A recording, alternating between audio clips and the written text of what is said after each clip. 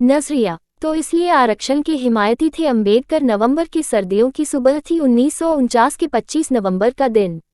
देश आज़ाद हो गया था। संविधान सभा की आखिरी बैठक चल रही थी। गणराज्य की स्थापना की तैयारियां आखिरी दौर में थीं। संविधान सभा में राय बनी कि मामले पर बहस का समापन बाबा साहब भीमराव अंबेडकर करें और उन सवालों का जवाब दें जो इस सिलसिले में उठे थे। जिस व्यक्ति को सिर्फ ड्राफ्टिंग का जिम्मा दिया गया था, उनके लिए ये गौरव का क्षण था। संविधान की ड्राफ्टिंग से आगे बढ़कर बाबा साहब उस समय तक देश के प्रमुख राष्ट्र निर्माताओं के तौर पर गिने जाने लगे थे। आम्बेडक दिन भर, पूरा दिन, पूरी खबर, दिन भर वो राष्ट्रीय और अंतर्राष्ट्रीय खबरें जो दिन भर सुर्खियां बनी। दिन भर, पूरा दिन, पूरी खबर। समाप्त तमाम सहमतियों और असहमतियों के साथ संविधान सभा जानती थी कि नए बनते राष्ट्र की चुनौतियों को समझने की एक समग्र दृष्टि बाबा साहब के पास है। इसलिए नेहरू, पटेल समेत कई वरिष्ठ सदस्यों के होते हुए भी बाबा साहब को यह जिम्मा सौंपा गया कि वे बहसों और आपत्तियों का जवाब दें। बाबा साहब का वह ऐतिहासिक भाषण साबित हुआ। ऐतिहासिक इस मायने में नहीं कि इस भाषण में कोई अभूतपूर्व जोश या विद्वता थी। यह एक संयमित और बहुत संभलकर बल्कि सहमकर दिया गया भाषण है। इस भाषण में बाबा साहब नए बनते राष्ट्र की चुनौतियों की ओर संकेत करते हैं और उन चुनौतियों से निपटने का उपाय बताते हैं। इस क्षण तक बाबा साहब भारत को राष्ट्र कहने से बचते हैं। वे भारत को एक बनता हुआ राष्ट्र यानी नेशन इन द मेकिंग कहते हैं। एक वोट के सिद्धांत पर बात करते हुए वो ये भी साफ करते हैं कि देश में हालांकि वो समता नहीं तैयार हुई है, वो आर्थिक सामाजिक गैरबराबरी को राष्ट्र निर्माण में सबसे बड़ी बाधा मानते हैं। हिंदू भारत के बीमार लोग हैं। अंबेडकर कभी अंबेडकर सिख बनना चाहते थे। उनकी सबसे बड़ी चिंता यह है कि जातियों में बंटा भारतीय समाज एक राष्ट्र की शक्ल कैसे लेगा और आर्थिक और सामाजिक गैरबराबरी के रहते वह राष्ट्र के रूप में अपने अस्तित्व की रक्षा कैसे कर पाएगा। अंबेडकर और उनकी बीवी डॉक्टर शारदा कबीर।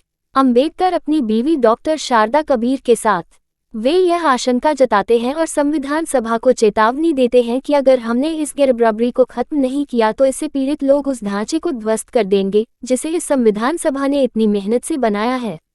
उनकी एक और महत्वपूर्ण चेतावनी यह है कि अपनी मांगों को पूरा करने के लिए संविधानेतर आंदोलनों से अब परहेज करना चाहिए। इसे वे ड्रामा ऑफ एनॉर्की यानी अराजकता का रास्ता बताते हैं। उनके मुताबिक ये संवैधानिक ढांचे को कमजोर करेगा। अंबेडकर के आगे नतमस्तक क्यों संघ और भाजपा। वो तैयार हो रहे राज्यतंत्र पर हिंदू सवर्ण पुरुषों के दबदबे को लेकर बहुत असहज और फिक्रमंद थे। यहाँ वे अछूतों के राजनीतिक सामाजिक अधिकार के लिए लड़ते योद्धा या हिंदू धर्म की बुराइयों से टकराते नेता के रूप में नहीं हैं। नहीं, वे यहाँ वकील या अर्थशास्त्री के रूप में अपनी बात कह रहे हैं। यहाँ बाबा साहब राष्ट्र निर्माता के रूप में सामने आते हैं। उनकी चिंताओं में कोई जाति या समूह नहीं है। वे इस मौके पर बन रहे मुकम्मल राष्ट्र के पहले प्रवक्ता के तौर पर बोल रहे हैं। ये संविधानवादी अंबेडकर हैं जो स्वतंत्रता, समानता और बंधुत्व के वैश्विक सिद्धांत पर मन, वचन और कर्म से विश्वास करते हैं। अंबेडकर राष्ट्र की परिभाषा बाबा साहब फ्रांस के दार्शनिक अर्नस्ट रेनन से लेते हैं।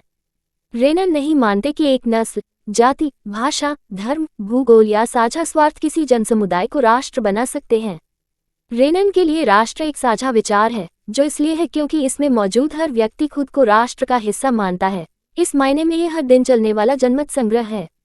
रेनन और बाबा साहेब दोनों के लिए राष्ट्र एक पवित्र विचार है जिसमें हर सदस्य का साझा है।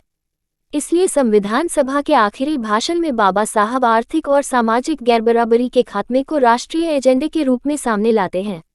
अंबेडकर उनकी कामना थी कि संवैधानिक संस्थाएं वंचित लोगों के लिए अवसरों का रास्ता खोलें और उन्हें लोकतंत्र में हिस्सेदार बनाएं। राष्ट्रीय एकता के लिए यह बेहद महत्वपूर्ण है। इसलिए संविधान के मूल अधिकारों के अध्याय में अवसरों की समानता के सिद्धांत को स्वीकार करते हुए भी विशेष अधिकार का प्रावधान किया गया है। आरक्षण का सिद्धांत वहीं से आता है। ये करोड़ों की आबादी वाले भारत में वंचित जाति समूहों के हर सदस्य को नौकरी देने के लिए नहीं है। आरक्षण का मकसद ये है कि वंचित जातियों को महसूस हो कि देश में मौजूद अवसरों में उनका भी हिस्सा है और देश चलाने में उनका भी योगदान है। इसलिए संविधान अल्पसंख्यकों, आदिवासियों, महिलाओं सबका ख्याल रखता हुआ नजर आता है।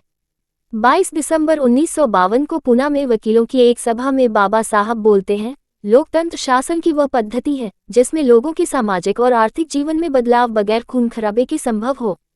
बाबा साहब की प्रतिमा इमेज स्रोत AFP बहरहाल 25 नवंबर 1949 की उस सर्द सुबह पर लौटते हैं। बाबा साहब के इस भाषण के बाद संविधान सभा के अध्यक्ष राजेंद्र प्रसाद संविधान सभा की बैठक को अगले दिन के लिए स्थगित करने की घोषणा करते हैं। अगले दिन 26 नवंबर को संविधान सभा संविधान को स्वीकार कर लेती है। 2 महीने बाद 26 जनवरी 1950 को भारत के लोग खुद को अपना संविधान सौंपते हैं और गणराज्य बन जाते हैं। लेकिन उसके बाद की कहानी एक विराट मोहभंग की कहानी है। बाबा साहब ने उसी दिन कहा था कि हम सबसे अच्छा संविधान लिख सकते हैं, लेकिन उसकी कामयाबी आखिरकार उन लोगों पर निर्भर करेगी जो देश को चलाएंगे। गुजरात में दलित आंदोलन गणराज्य की स्थापना के 67 साल बाद भी सामाजिक और आर्थिक गैरबराबरी को खत्म करने का एजेंडा पूरा नहीं हो सका है। असमानता पहले से ज्यादा विकट हुई है। पूर्वोत्तर, कश्मीर और मध्य भारत के बड़े इलाके असंतोष के कारण हिंसाग्रस्त हैं। जाति अपने विकराल रूप में मौजूद है। यूनिवर्सिटी, कॉर्पोरेट जगत, मीडिया, संस्कृति और नौकरशाही जातिवाद के नए गढ़ हैं। रोहित वेमुला की आत्महत्या के खिलाफ विरोध प्रदर्शन। इमेज स्रोत PTI। भारत मानव विकास के तमाम मानकों पर दुनिया के सबसे फिसड्डी देशों में एक है। ये ग्लोब के सर्वाधिक अंधेरे कोनों में से एक है। भारतीय लोकतंत्र को और सुंदर होना चाहिए था। देश चलाने वालों ने बाबा साहब को निराश किया है। ये संविधान सभा और बाबा साहब की कल्पना का राष्ट्र नहीं है। ऐसा क्यों हुआ और इसके जिम्मेदार कौन है, यह एक और बहस है। यहाँ मुहैया सूचना सिर्फ मान्यताओं और जानकारियों पर आधारित है। यहाँ ये बताना जरूरी है कि यह मेरा वीडियो किसी भी तरह की मान्यता, जानकारी की पुष्टि नहीं करता है। किसी भी जानकारी या मान्यता को अमल में लाने से पहले संबंधित विशेषज्ञ से सलाह लें।